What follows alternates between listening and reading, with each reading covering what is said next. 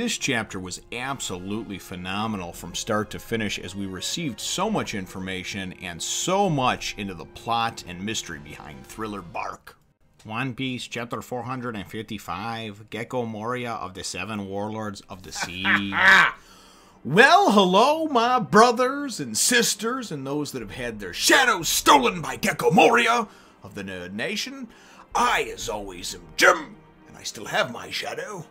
Yes, I'm here to bring you another review on the awesome and revealing and intricately woven, delicately told tale of One Piece.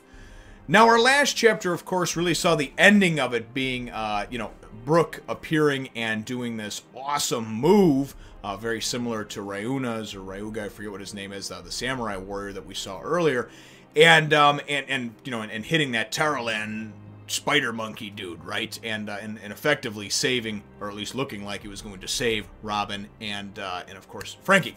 So that's how the chapter left off. This chapter picks up right at that point, and Frankie's like, "No, you got to do more. There's zombies. You got to do more than that to kill them." And he goes, No. The zombies have a weakness, and whatever weak point it is, or however he did it, I don't know if it was the type of move that he used, or if it was the sword that he used, or what. But we wind up seeing out of Taralan, this evil spider general, we wind up seeing this black sort of just gooey substance that's his soul that goes and escapes, and he says, "Now return to your original master." And I'm thinking, what?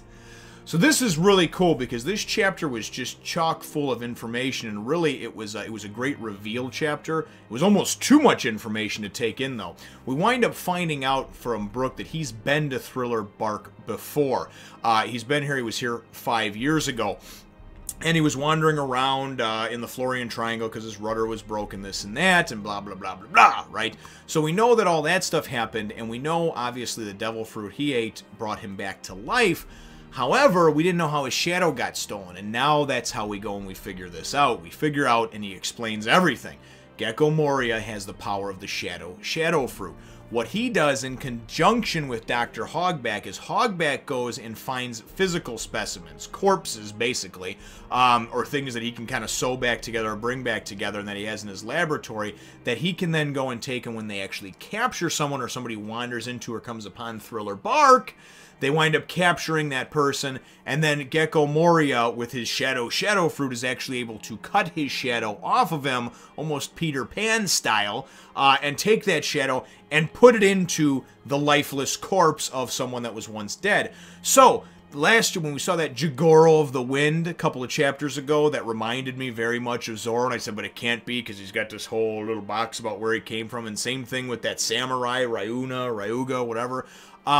That is actually where Brook's shadow went to, in that Ryuga guy, right? So he takes on and embodies the strength and the moves and everything like that of the person and combines with the actual physical body that it's in too. So obviously the stronger the shadow and the stronger the physical occupant of it that's being brought back to life winds up being the stronger kind of combined character that there is. So Sanji's was pretty obvious that he was that, but this Jigoro of the Wind was obviously, obvious to me anyway, that was Zoro's shadow that was taken and put into the embodiment of that. And now, of course, they have Luffy, which we know. So very cool stuff, and it's kind of all really coming to a neat head very, very quickly over here. So Brook goes and gives him all this information. He was there, he wandered there 5 years ago, and basically came ashore looking for parts to fix the rudder on his ship. He wound up wandering around, finding zombies and all these other sort of things, and then wound up getting eventually captured and taken to Gecko Moria, and that's how we know all this. This is how he knows all this. This is how he lost his shadow. And then what happens is the stronger the actual bounty on the pirate or whoever it is they capture, basically the more of a pain in the ass they're going to be. When they're unconscious, they go and they just set them back out to sea and basically say, hey, get the fuck out of here. Now you got no shadow. And if they wind up getting out of the Florian Triangle ever and actually see sunlight, they burn up and die. So, hey, no big deal. The shadow still lives on. So the shadow is almost like an embodiment of the soul. The shadow is actually like a separate piece of the soul in here that they're saying, and you can actually steal that from someone. The person still technically is alive, cannot, be subjected to sunlight anymore. But you can actually take that, and through, obviously, the experiments and what Dr. Hogback can can actually put them into stuff. So very cool stuff, very neat to see. Towards the end of the last chapter, we wind up getting the three, which we know is Absalom, Dr. Hogback, and Perona, Ghost Princess Perona, were summoned to Gecko Moria, to the Master, right? So we wind up going in the second half of the chapter is with the reveal. We actually get to see Gecko Moria for the first time, other than just kind of his face. He is just this giant, weird-looking dude that Luffy refers to as an onion, because Luffy, we find out on the next page, has been captured, of course, which we knew, and is in his suit of armor in a cage, right? So as they're going and they're talking about this and that, what's going to happen, and what do you mean, Pirate King? I'm going to be the Pirate King. I love that stuff with Luffy going and complaining. Untie me, you big onion! Bring back Usopp, Nami, Chopper, Sanji, and Zoro! Where did you put them? And I was like, what an energetic fellow. So this is Straw Hat Luffy, right? With a 300 million bounty on his head.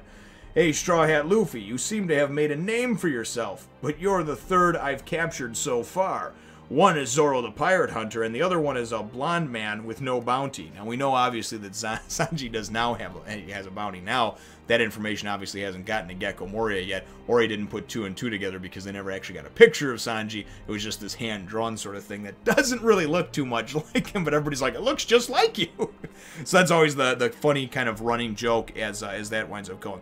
So Luffy winds up actually going and escaping, which I thought was pretty cool. He goes and he chews through the bars. And while this is all happening now, keep in mind what's his name? Lunacy? Something SC. I can't remember the name of it.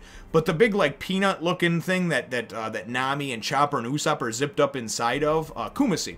He is there, and he's trying to go and to say, hey, the intruders that you lost are inside of me, right?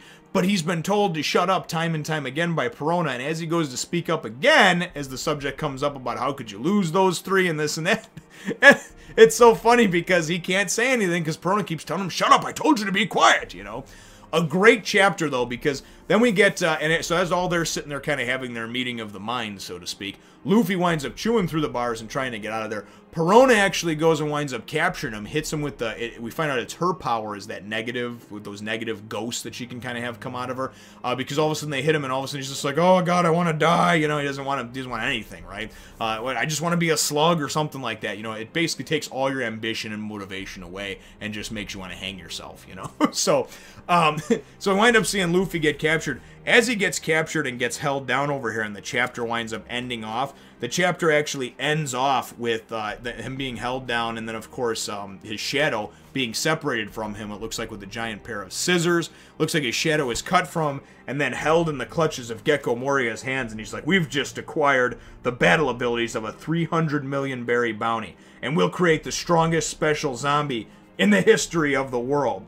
So now what I would like to know, though, is what they actually did and where Zoro is, where Sanji is, that sort of stuff, because they're still technically alive, it's just their shadow that's been taken, right? So they're very much like Brook now and everything else.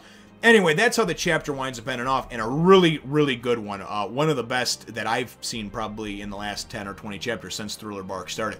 It gave us so much information and background, and now we know what's going on and why it's going on, as opposed to it just sort of being like this.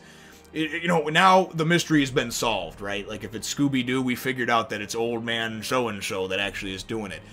We knew Gecko Moria was behind it, but I didn't know how everything tied in and what was going on with these characters, if it was their soul, their shadow. Now we know what's taken, how it's been done. And that kind of circles around to my chapter question. What are your thoughts on just the kind of ingenuity and creativity that Oda has when it comes to something like this? He takes something as mundane and simple as a shadow and losing a shadow, which I've never heard of in anything but something like a children's, like a Peter Pan, you know? And going and taking that type of idea and running with it and being able to go and then of course creating this Dr. Hogback character and the whole explanation for it. That's what my question is. How do you like the thoughtfulness and the ingenuity that went into just the explanation and the backdrop for the entirety of this arc? Gecko Moria captures strong people, right? Uses the power of his fruit, his devil fruit, to go and cut off and take off their shadows, then goes and with the help of Dr. Hogback and his sort of just Frankensteinish-like experiments is able to take the shadow, and they're the soul, basically, of the person, their battle abilities, everything, and put it into this corpse and reanimate it. What are your thoughts on that? Man, I think it's fucking brilliant! So, that's just my 2 cents, so leave your answer to that question in the comments down below. Feel free to hit the thumbs up, the like button if you should think that I deserve it, and subscribe if you haven't done so already. We will look forward to catching all of you in the next Fun Nation. I'd like to thank you for watching and encourage you to check out my other channels and follow me on Facebook and Twitter as well.